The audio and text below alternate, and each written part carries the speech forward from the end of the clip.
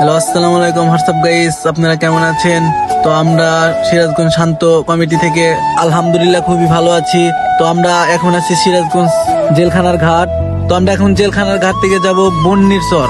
বন্নির চর আজকে দেখবো কি পরিমাণ পানি হলো, কি পরিমাণ ঘরবাড়ি ভাঙলো। তো আমরা সবই দেখবো এবং আপনাদেরকে দেখাবো। আপনারা সবাই আমাদের সাথে থাকবেন। ইতিমধ্যে নৌকাটাও ছেড়ে দিল।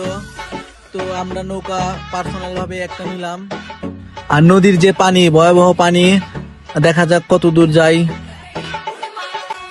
ইতিমধ্যে নৌকালা ভাই স্টার্ট দিল, পারলো না, পরে আবার কাঁচা দিয়ে উপরে গেল। তো দেখি এখন কি করে।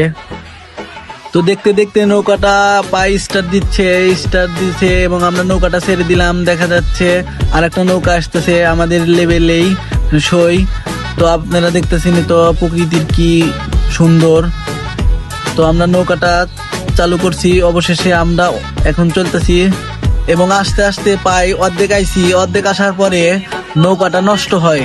আপনাদেরকে দেখাবো, আপনারা আমাদের সাথে থাকবেন এবং ভিডিওটা শেয়ার করবেন বেশি বেশি করে। দেখেন, এই যে দেখেন অর্ধেক পতাইছি আর এই যে নৌকাটা নষ্ট হয়েছে। তো দেখি এখন মাঝি ভাই কি করে।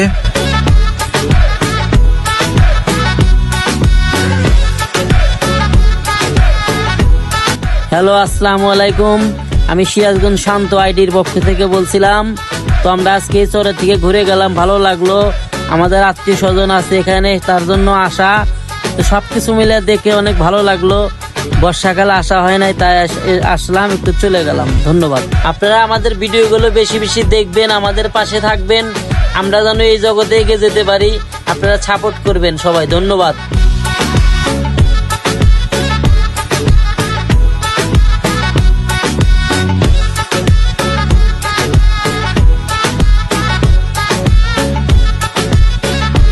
তো হ্যালো হোয়াটসঅ্যাপ গাইস, অবশেষে আমাদের নৌকাটা ভালো হয়ে গেল। দেখেন, তখন আমরা এখন চরের দিক রওনা দিই। ওই যে আমাদের সিরাজগঞ্জ দেখতেছিনি তো, ওই যে সিরাজগঞ্জ জেলখানার ঘাট। তো আমরা যাই। তো অবশেষে এই যে দেখতেছিনি তো বন্নি চর কাওয়া খোলা। এই যে দেখতেছিনি তো চরের কি অবস্থা। আসলে প্রচুর পানি হয়েছে। প্রচুর পানি হওয়ার কারণে চরের মানুষ আসলে এক জায়গায় থাকতে পারে না। এই জায়গা থেকে ওই জায়গা যায় বা এই গ্রাম থেকে ওই গ্রাম যায়। তো আমরা সবাই চরের মানুষের পাশে থাকি, আমরা হেল্প করি। দেখতেছিনি তো বাড়িঘরের কি অবস্থা। আর আমরা যেখান দিয়ে যাইতেছি, মানে যে লেভেল দিয়ে যাইতেছি, এই জায়গা অনেক বাড়িঘর ছিল, কিন্তু বাড়িঘর আবার ওই দিক গেছে।